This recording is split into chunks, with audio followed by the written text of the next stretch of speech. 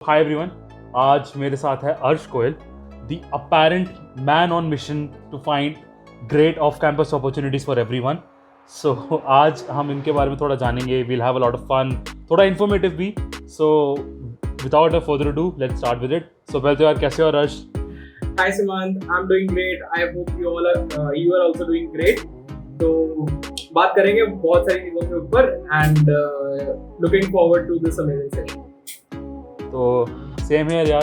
तो पहले तो यार ये आइडिया कैसे आया, थोड़ा सा अलग सा कि हम अपॉर्चुनिटीज के बारे में डिस्कस करेंगे यूट्यूब पे। मतलब मेरे को तो ये था ना, कोडिंग आती, चलो कोडिंग ही सिखाते हैं। नहीं यार, जब if you will see and go and see my channel, तो उसमें ना 3-4 वीडियो स्टार्टिंग में कुछ मशीन लर्निंग की डली हुई है। My idea was to start a channel for machine learning, मतलब end to end Python सिखा के उसके बाद ML के प्रोजेक्ट्स करवाने का आइडिया था। मैंने 4-5 वीडियो डाली, उस पर कुछ खास रिस्पॉन्स नहीं आया। Then I shifted upon to एक दो चीज़ें और, मतलब मैंने एक अपना इंटरव्यू एक्सपीरियंस डाला, फिर मैंने एक दो अपॉर्चुनिटीज वाली वीडियो डाली, तो मतलब आई गॉट गुड रिस्पॉन्स। तो फिर उसके बाद आई फेल्ट द नीड कि यार लोगों को इस चीज़ की ज़रूरत है, तो फिर भी कंटिन्यूड एंड काफ़ी अच्छा रिस्पॉन्स मिला लोगों का and the things went on. तो इस तरह से वो आइडिया जनरेट हुआ। मतलब इंटेंशनली कुछ वो नहीं था कि हाँ वही चीज़ को लाके वहाँ पे करना है। मतलब मेरे चैनल पे अभी भी स्टार्टिंग की 4-5 वीडियोस ना ऐसे इंस्टॉलेशन ऑफ पाइथन या कुछ इस तरीके से है। तो यार NIT जालंधर से हैं अर्श। तो ऐसा होता है जब फर्स्ट ईयर में कॉलेज में जाओ ना, तो एक माहौल सा दिखता है ना। तो मैं अपना एक्सपीरियंस तो नहीं बताऊंगा, लंबा ही हो जाएगा। तो आपका क्या एक्सपीरियंस है जो आपने माहौल देखा कॉलेज में? यार फर्स्ट ईयर में actually I was looking forward कि मुझे कंप्यूटर साइंस मिल जाए, but I am from electronics and communication background. तो फर्स्ट ईयर कुछ ऐसे खास इतना ज़्यादा वाइब्रेंट तो नहीं था, मतलब ठीक ठाक था। मतलब ज़्यादा फोकस था उस टाइम पे कि अपना अच्छा CGPA बनाए और कुछ ऐसे ब्रांच अपग्रेडेशन वाली चीज़ होती है NIT में, तो ब्रांच अपग्रेड हो जाए। बट ऑल्दो आई वाज, मतलब ब्रांच में I got the highest CGPA, but still wasn't able to upgrade it to computer science, क्योंकि कंप्यूटर साइंस में सीट्स ही नहीं थी, उस पर रिजर्व सीट्स थी, जनरल कैटेगरी में कोई सीट ही नहीं थी, तो अपग्रेडेशन तो नहीं हो पाया। But overall it was good. Like I participated in a lot of events, lot of club societies में पार्ट लिया काफी, and मतलब पूरा चिल किया है। प्रोग्रामिंग वगैरह फर्स्ट ईयर में तो बिल्कुल भी नहीं की। अच्छा, हाँ, तो मतलब ये होता ही है यार, कॉलेज में जाएंगे 10 सी मार के हम तो CS ले ही लेंगे। अभी बस कॉलेज ले लो, वो ऐसे बोलते हैं 10 सी मार लेंगे सीधा ही। तो जैसे आपने बोला यार कि कोडिंग वगैरह तो तब शुरू नहीं की थी, है ना। तो फिर फाइनली कोडिंग वगैरह शुरू करी कब और कैसे? मतलब कोडिंग में जैसे फर्स्ट ईयर में वो होता है ना, हमें सब्जेक्ट तो होता ही है let us C by Yashavant Kanetkar. तो वो सब्जेक्ट पढ़ा था, मतलब from the point of view कि इसमें ग्रेड लेना है अच्छा। फिर उसके बाद when we came to third semester, तो थर्ड सेमेस्टर में थोड़ा स्टार्ट किया, डेटा स्ट्रक्चर्स क्या होते हैं, कौन कौन से डेटा स्ट्रक्चर्स पढ़ने हैं, मतलब थोड़ा बहुत गाइडेंस वगैरह ली सीनियर से भी कैसे स्टार्ट करना है एंड ऑल। फिर थोड़े क्वेश्चन वगैरह प्रैक्टिस करने स्टार्ट किए। थर्ड सेमेस्टर फोर्थ सेमेस्टर सारा मतलब इसमें ही बीता। मतलब तब उस टाइम पे we were not having these many resources, तब यूट्यूब पे भी इतने सारे वीडियोस नहीं होते थे। एंड तब मतलब ऐसे वो होता था कि मतलब 2-3 कंपनीज की मोनोपोली होती थी कि बच्चे इसका कोर्स कर रहे हैं, बच्चे इसका कोर्स कर रहे हैं अपनी प्रिपरेशन के लिए। तो उस टाइम पे ऐसे ही कोई एक आध कोर्स किया होगा और फिर रैंडम क्वेश्चंस प्रैक्टिस किए। तो उस टाइम पे GFG बहुत फेमस थी यार, हमने उस टाइम पे लीड कोड सुनी नहीं थी। फिर उसके बाद थर्ड फोर्थ सेमेस्टर में ये सब किया। उसके बाद मतलब क्लब्स एंड सोसाइटीज, मतलब काफी सारी कम्युनिटीज में भी इन्वॉल्व था मैं। जैसे DSC चैप्टर्स होते हैं, तो I was the DSC lead from my college. तो उसके बीच में भी एक्टिविटीज वगैरह कनेक्ट करवाना, ऐसे 1-2 प्रोजेक्ट्स बना लिए अच्छे, क्लाउड के बारे में थोड़ी नॉलेज आ गई। तो all things went well. Fifth semester की स्टार्टिंग में आई गॉट एन इंटर्नशिप, मतलब हमारे on campus second third company आई थी यार, सैमसंग। तो वो 3 बच्चे लेके गई थी, तो उसमें सिलेक्शन हो गया था। तो फिर उसके बाद थर्ड ईयर भी कुछ ज़्यादा नहीं था, मतलब चिल ही था। थर्ड ईयर मतलब जितना टाइम हम कॉलेज में रहे हैं उतना टाइम तो चिल ही था। बट ये था कि जब वापस यहाँ पे घर पे आ गए, तो फिर वही started preparation for placements and all. Holi की छुट्टियों के लिए आए थे, खत्म ही नहीं हो रही अभी तक होली की छुट्टियाँ, है ना। हाँ, वो होली की छुट्टियाँ, मतलब मुझे तो याद है 5 या 6 मार्च को स्टार्ट हुई थी हमारी छुट्टियाँ। तो उस टाइम पे घर आए थे, ऐसे ही सारा कुछ छोड़ के भी 1 हफ्ते बाद तो आना ही आना है। मतलब कपड़े भी नहीं लेके आए थे, मतलब कपड़े सारे वहीं पे पड़े थे, बिल्कुल कुछ ऐसे खाली आदि आए थे कि जाना ही जाना है। तो अब सैमसंग की बात आई गई है, तो थोड़ा कर लेते हैं बात उस बारे में भी। तो इंटरव्यू एक्सपीरियंस से पहले कोडिंग टेस्ट में क्या क्वेश्चंस थे, अगर आपको याद हो तो कुछ बताएंगे उस बारे में? ऐसा होता था कि you will be given 3 hours and 1 question। तो वो 3 घंटे में तुम्हें एक क्वेश्चन सॉल्व करना है जिसके 50 टेस्ट केसेस है। तो जो बंदा 50 टेस्ट केसेस पास करेगा वही नेक्स्ट राउंड में जा पाएगा। 200 में से टोटल 16 बच्चे शॉर्टलिस्ट किए उन्होंने, जिनके 50 टेस्ट केसेस पास थे। क्वेश्चन एग्जैक्टली तो मुझे नहीं याद है, बट मतलब मान सकते हो कि medium to hard level LeetCode का एक क्वेश्चन था, बट क्वेश्चन बिल्कुल नया था। मतलब ऐसी चीज नहीं है कि तुमने पहले से क्वेश्चन देखा हुआ है या कुछ ऐसा, क्वेश्चन नया था। और आफ्टर 16 बच्चे इन्होंने शॉर्टलिस्ट किए फॉर इंटरव्यूज। 16 की इंटरव्यूज ली एंड मतलब 2 टेक्निकल, एक एचआर। टेक्निकल में भी मतलब I would say 60% DSA. CS fundamentals में ओएस भी काफी मतलब अच्छा पूछते हैं, ओएस भी पूछा था। एंड बाकी प्रोजेक्ट डिस्कशन थी। मतलब एक राउंड में ये सब था, एक राउंड में मेजर प्रोजेक्ट डिस्कशन थी और साथ में कुछ कंप्यूटर साइंस फंडामेंटल्स थे। ये 2 टेक्निकल राउंड से, फिर एक एचआर था। टोटल 3 बच्चे सिलेक्ट हुए हमारे कॉलेज से जो फाइनली इंटर्नशिप के लिए जा रहे हैं। तो सैमसंग का आपने बताया कि ऐसे 3 घंटे में क्वेश्चन था, तो और मुश्किल क्वेश्चन ही होगा यार, है ना? तो ऐसे क्वेश्चंस के लिए प्रिपेयर करने में भी यार बहुत मेहनत लगती होगी थ्रू आउट द ईयर्स। तो आपकी मेहनत की क्या कहानी है? मतलब कि कोई स्ट्रैटेजी लगाई हो तो क्या स्ट्रैटेजी है जो लोग देख रहे हैं वो भी फॉलो कर पाए उसको? यार स्ट्रैटेजी एज सच तो वही है कि मतलब stick to the core, stick to the fundamentals. क्योंकि मतलब जैसे मैं उस क्वेश्चन की बात करूँ ना, उसमें ऐसा था कि यू कांट यूज एसटीएल। मतलब तुम्हें पता होना चाहिए कि अगर तुम्हें वेक्टर यूज करना है तो तुम्हें वेक्टर कैसे बिल्ड, खुद वेक्टर कैसे बनाना है, या तुम्हें और कोई भी ये इनबिल्ट लाइब्रेरी यूज करनी है, उसका इंटरनल पता होना चाहिए कि वो चीजें काम कैसे करती हैं। तो अगर तुम्हारे फंडामेंटल्स क्लियर होंगे तो ही तुम वो चीज अटेम्प्ट कर पाओगे। लाइक मेजरली ज्यादा से ज्यादा क्वेश्चंस डीएफजी पे ही किए थे, तो मतलब सारे टॉपिक्स कवर कर लिए थे। मतलब इंटर्नशिप के टाइम में इतना ज्यादा प्रिपेयर्ड भी नहीं होते ना, कि मतलब ऐसे एक तो फर्स्ट टाइम कंपनी फेस करनी होती है एंड फर्स्ट टाइम टेस्ट दे रहे होते हैं किसी कंपनी का, उससे पहले इतना ज्यादा एक्सपोजर भी नहीं था। तो ऐसा ही था, मतलब प्रैक्टिस से ही वो मतलब क्वेश्चन होने वाला था। मतलब अगर तुमने प्रैक्टिस कर रखी है अच्छे से ये टॉपिक्स वगैरह, मतलब हीप्स वगैरह या हैशिंग वगैरह अच्छे से पढ़ रखी है, तो मतलब ये सारे कॉन्सेप्ट्स भी यूज होते थे कहीं ना कहीं उस टाइम पे। और एंड मतलब ये था कि तुम्हारे पास टाइम बहुत है, 3 घंटे टाइम वाज इनफ, और तुम वहां पे बैठ के सोच सकते हो एंटायरली कि पहले अप्रोच क्या लगानी है, फिर कैसे बिल्ड करना है सारी लाइब्रेरीज एंड उसको रन करके एग्जैक्टली 50 टेस्ट केसेस पास करवाने हैं। टाइम है तो टाइम उसको उस 3 घंटे को मैनेज कैसे करना है तुमको। जैसे स्टार्टिंग वाला, चलो तुम सोच रहे हो तो अच्छा मतलब डिवोट करो कुछ टाइम सोचने में कि तुम सोच पा रहे हो अप्रोच, उसके बाद ट्राई ऑन राइटिंग कोड। ऐसा नहीं कि डायरेक्टली कोड लिखना स्टार्ट कर दो, क्योंकि कोड लिखने के लिए भी तुम्हारे पास इनफ टाइम होगा। तो this is something I would recommend. तो मतलब पता है, ये बहुत अच्छी बात भी एक तरीके से, पता है हम लोग बहुत ज़्यादा जब हम कोडिंग टेस्ट की बात करते हैं ना, तो ये बात बहुत कॉमनली आती है कि कोडिंग टेस्ट में एकदम से क्वेश्चन हिट नहीं करा तो क्या करोगे। पर यहाँ पे तुम्हारे पास अच्छे से टाइम है कि तुम अपना क्वेश्चन सोचो और 2-4 चीज़ तुम ट्राई कर सकते हो। तो मुझे ये चीज़ तो बहुत अच्छी लगी एक्चुअली, पता है, इस प्रोसेस में, राइट। तो पहले तो यार जब होता है कि तुम अभी नए सेलेक्ट हो किसी कंपनी में, पता है खुशी सी आती है। तो आपका क्या रिएक्शन था जब पता चला यार सैमसंग में हाँ सिलेक्शन हो गई है? यार मतलब ऐसा था कि उस टाइम पे ना डे लॉन्ग प्रोसेस होता था। मतलब शुरू से हमें सुबह जाना पड़ता था ट्रेनिंग एंड प्लेसमेंट ऑफिस। सुबह जाओ एंड फिर तुम्हें पता नहीं था तुम्हारी टर्न कब आएगी इंटरव्यू के लिए। तो हम सुबह से गए हुए थे, मेरी टर्न आई रात के 8 बजे, 8:30 बजे। बस सुबह से लेके हम वेट कर रहे हैं हमारी टर्न कब आएगी, और इतनी ज्यादा एंजाइटी और नर्वसनेस थी क्योंकि फर्स्ट टाइम इंटरव्यू फेस कर रहे थे और इतने सारे लोग आसपास घूम रहे थे और बहुत ही ज्यादा टेंशन वाला माहौल था। बट 8-8:30 बजे मेरा फर्स्ट इंटरव्यू हुआ, उसके बाद एक सेकंड इंटरव्यू हुआ रात को 10:30-11 बजे रिजल्ट्स आए इसके। मतलब मेरी थी अगले दिन गोवा की फ्लाइट। मतलब हमारे ना एक डीएससी क्लब, डीएससी लीड होता है, उनकी समिट थी। मतलब एग्जैक्टली अगले दिन थी जिस दिन मेरा सिलेक्शन हुआ।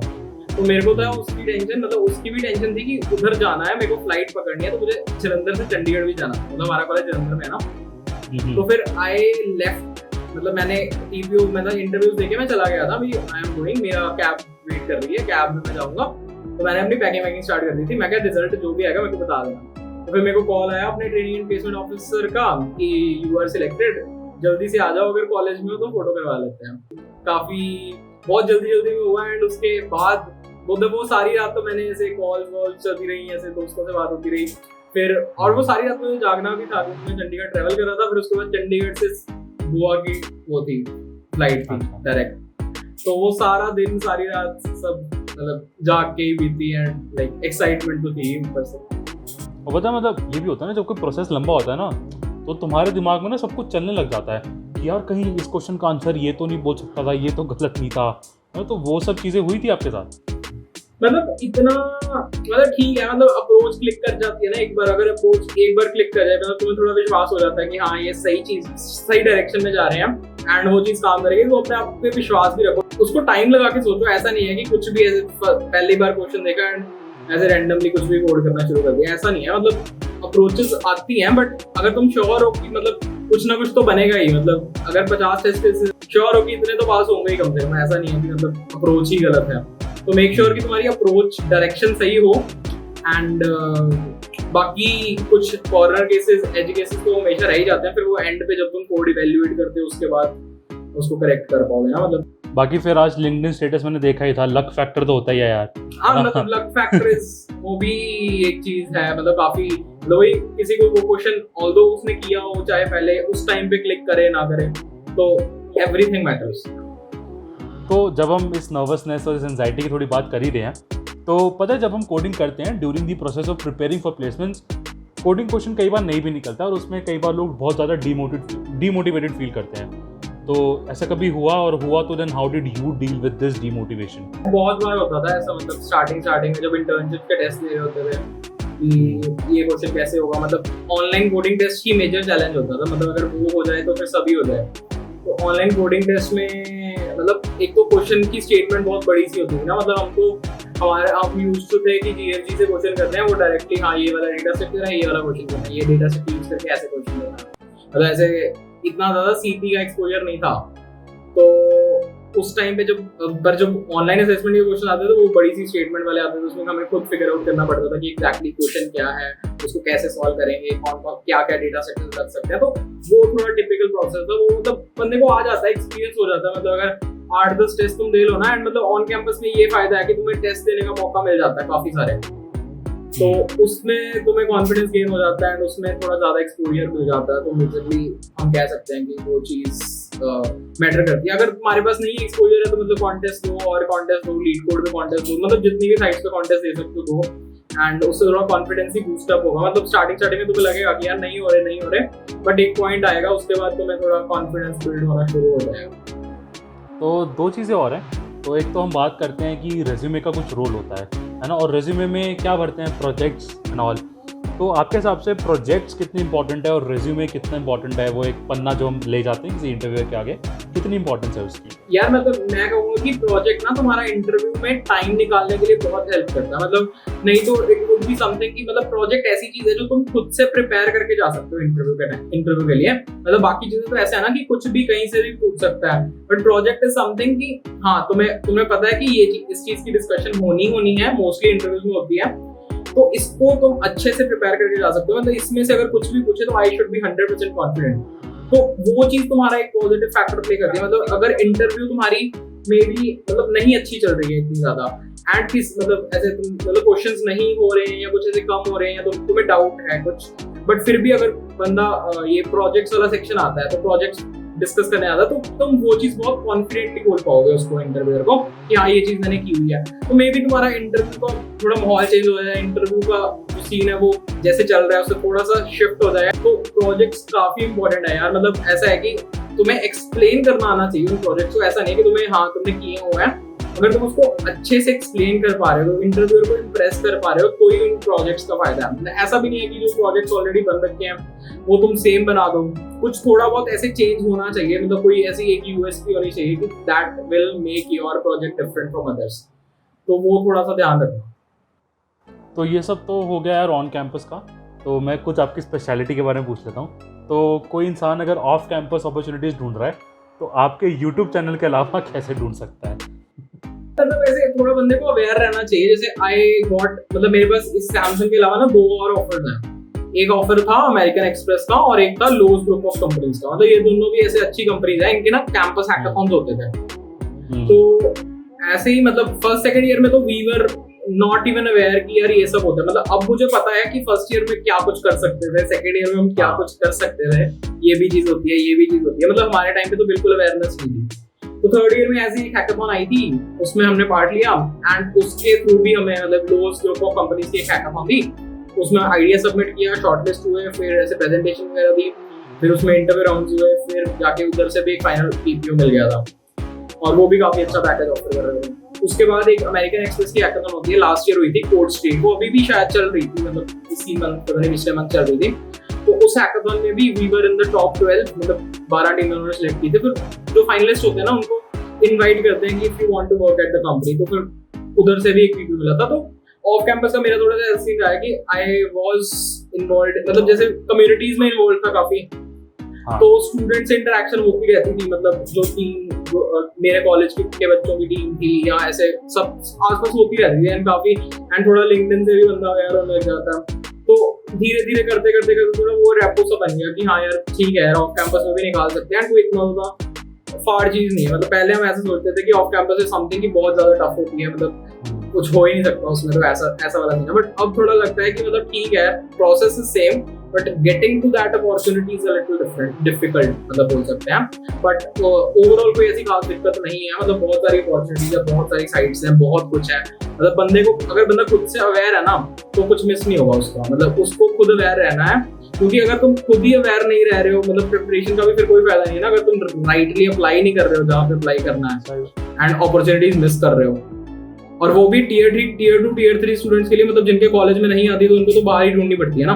तो मेजरली ये चीज है कि जो तुम्हें दिखता है कहीं पे भी तो डायरेक्ट मतलब डेफिनेटली अप्लाई करना चाहिए। मतलब even if you are not sure, मतलब हम भी थोड़ी श्योर थे कि उस हैकाथॉन में हमारा कुछ बनेगा। फर्स्ट मतलब सेकंड थर्ड टाइम हैकाथॉन में पार्ट ले रहे थे, तो वो पीपीओ में कन्वर्ट हो गई, ये थोड़ी किसी को श्योर था। तो तुम्हें भी मतलब किसी ना किसी पॉइंट पे ऐसे हो जाएगा कि इस चीज का एक्सपीरियंस हो जाएगा कि कैसे ज्यादा से ज्यादा टेस्ट देने का मौका मिलेगा, ज्यादा से ज्यादा इंटरव्यूज देने का मौका मिलेगा।